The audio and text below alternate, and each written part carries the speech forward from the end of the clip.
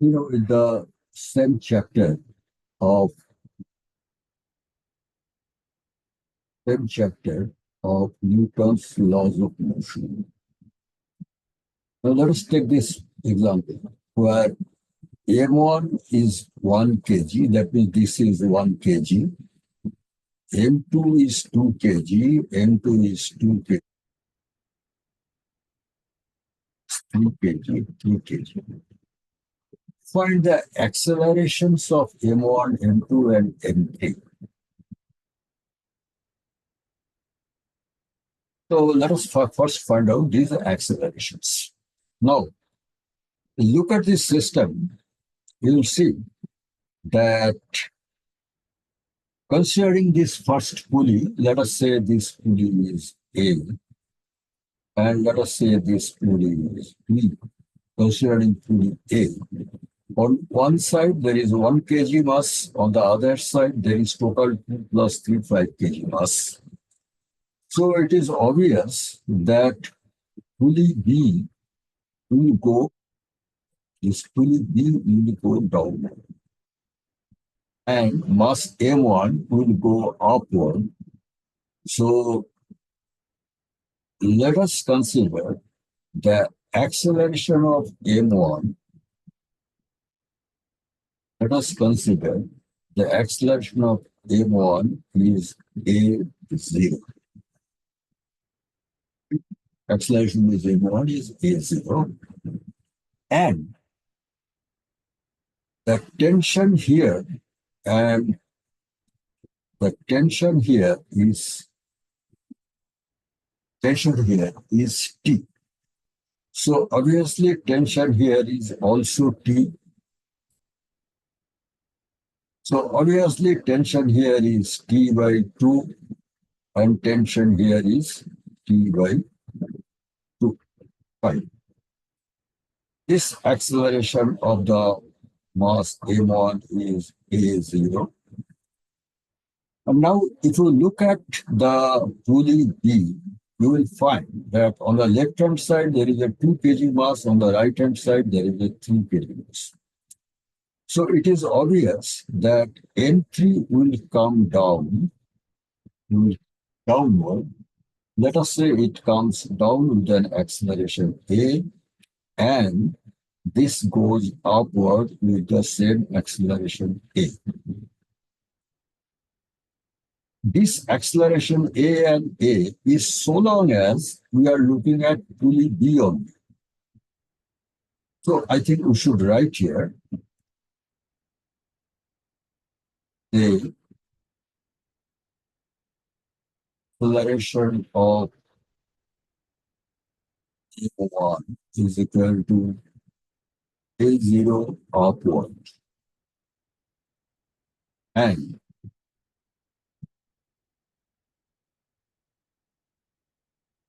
acceleration of M2 with respect to pulley B only is A upward, and acceleration M3 respect to pulley B only is equal to F.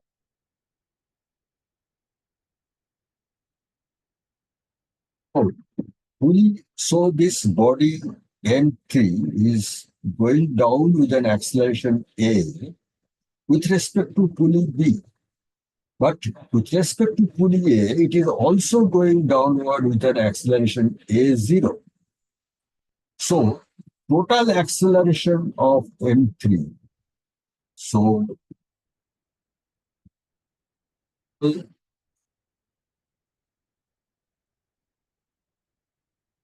acceleration of M3 is equal to A0 plus A.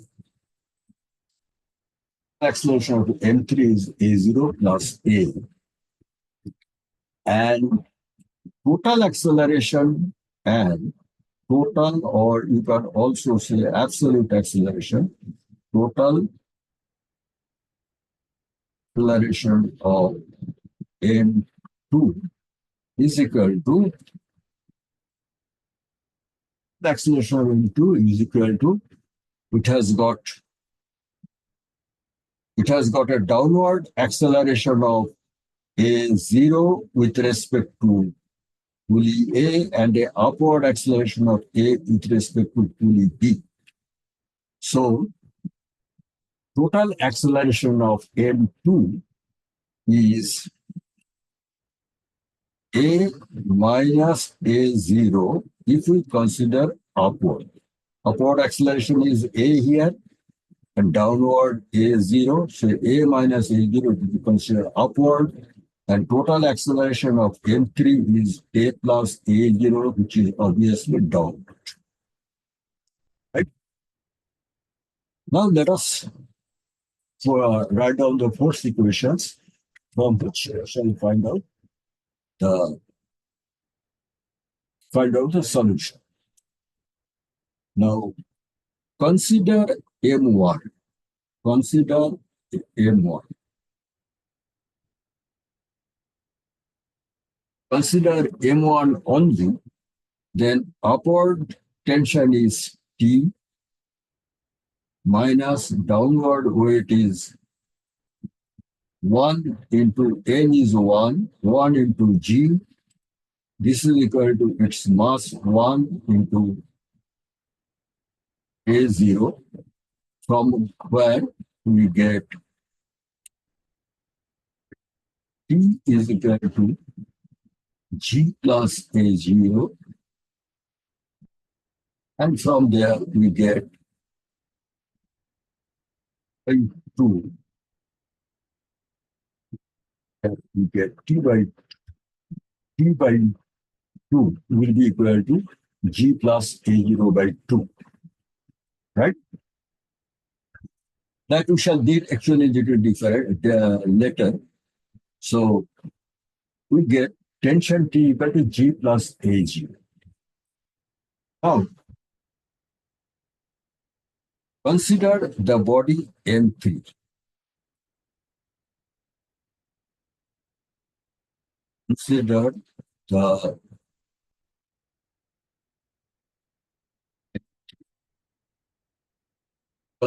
body M3 only.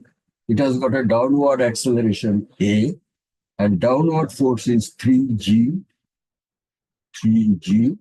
minus tension T by 2 is equal to its mass is 3 and its acceleration is given here A plus A0.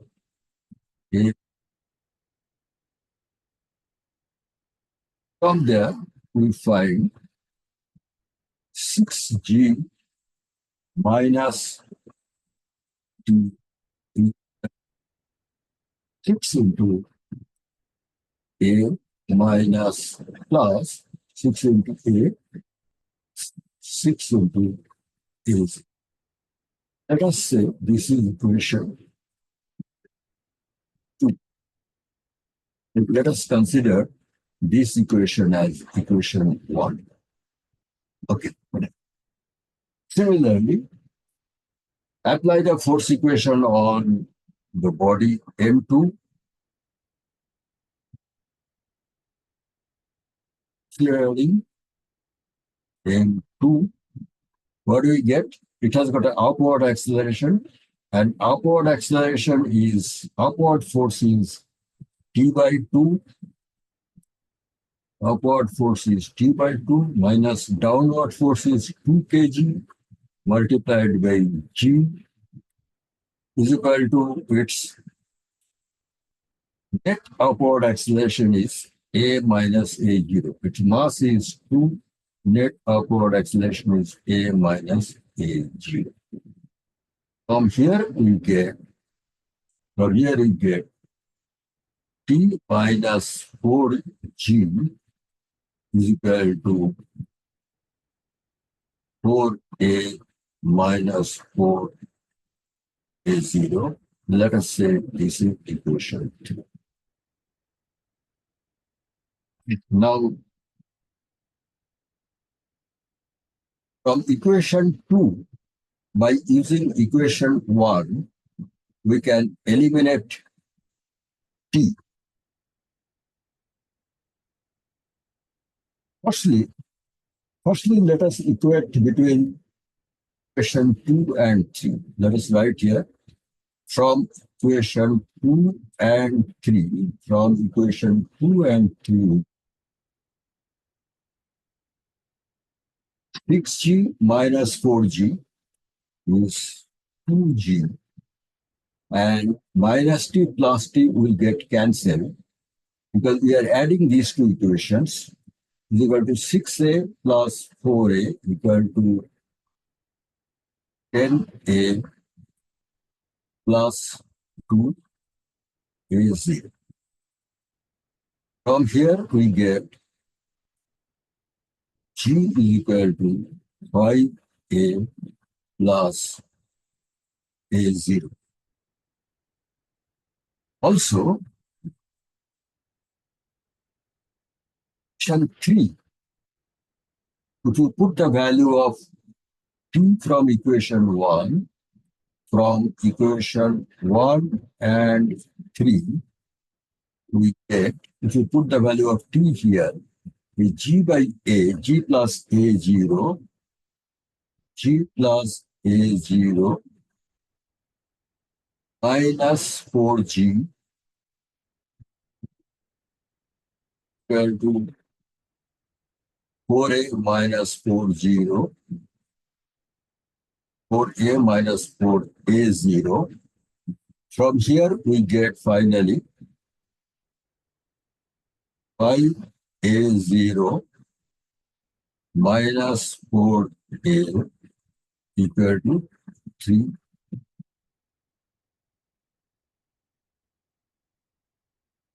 Now, say this is equation 5.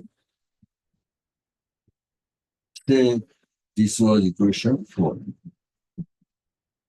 If we solve equation 4 and 5, equation 4, 5 we solve, we'll find that A is equal to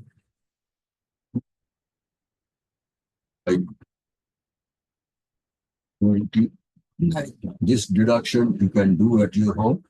We did not waste our time here for that. A equal to 9. And from equation 4, then from equation 4, using equation, the value of A in equation 4, we find A0 19 by 29,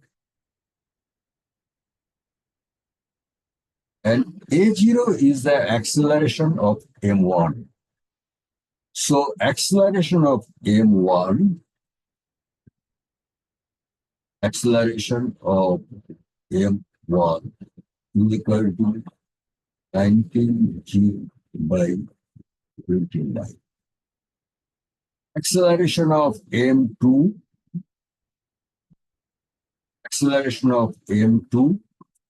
is A minus A0 equal to A minus A0.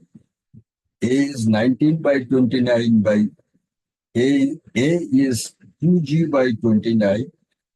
A0 is 19 by 29. So A minus A0 is equal to minus 17G by 29. Right? So M2, the mass M2, we have considered it going upward, but it is actually going downward because this acceleration of M2 has become negative. We can write here that is acceleration of M2 is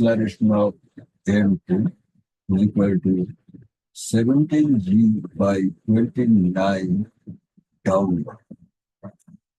Similarly, we can find out acceleration of M3 is 1 by 29 g also down. So practically, this body is going upward. This also is going downward. This also is going downward. Now you may ask how M2 is going downward. How M2 and M1 go, M3 both going down. M3 is going downward by its heavier mass. With respect to the pulley B, M2 was going upward, but with respect to pulley A, it was also coming downward, and downward acceleration is more than its upward acceleration. So in absolute value, M2 is going downward. So we have found the three answers of M1 and M3. Now there is another part of the question. The string of the upper pulley is 20 centimeter when the system is released. So this is 20 centimeter when the system is released from rest. How long will it take before M1 strikes the pulley? So M1 is moving with an acceleration of A0. How long it will take to move 20 centimeter? As simple as that. So, and acceleration of M1 is 19 g by 20, 19 g by 29. So, S, you can use the kinematic formula S equal to ut plus half alpha t square. So, you can use the kinematic of S equal to ut plus half acceleration A t square. From this equation, we find S is given 20 centimeter, that means 0.2 meter plus half. A is 19 g by 29 and t square. If you solve this equation, you will find value of t is equal to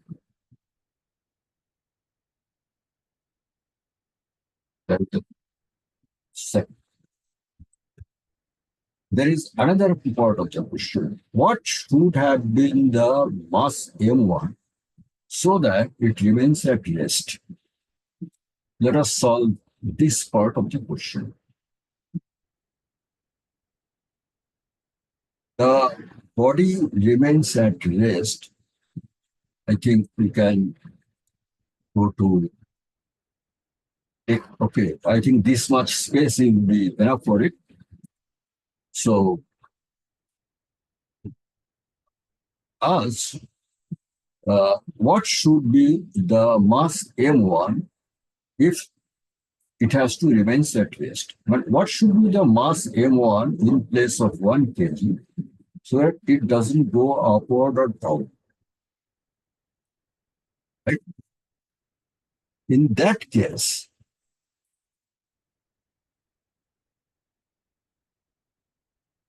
M1 is static. If M1 is static, then A0 equal to 0. That means the upward force T is equal to M1 G. Upward force T equal to M1 G and thereby T by 2 is equal to 5. And if you consider M2, then if we consider M2, then we'll find the upward tension is T. Now we consider M2. Then upward tension is T by 2 minus downward force is 2G to 2A. And T by 2 is M1G by 2. So M1G by 2 minus 2G equal to 2A, or M1G minus 4G is equal to 4A. We have one equation, say this is equation 6. Now consider mass 3. Consider M3. If you consider M3, then its downward acceleration is A. So, and downward force is mass 3 into G. 3G minus upward force is T by 2. And T by 2 from here we get M1G by 2. So minus M1G by 2 mass 3 into downward acceleration A. From this we get 6G minus M1G is, say this is equation 7. Now if you solve equation 6 and equation 7, we'll find M1 is equal to 4.8 kg. That means if the mass of body M1 is 4.8 kg in place of 1 kg, then M1 will not move. That means pulley B will remain static and only M2 and M3 will keep on moving. The total downward force on the pulley B and the total downward force of the mass M1 will get neutralized each other. So this is the total solution of this particular problem. So next we shall see another problem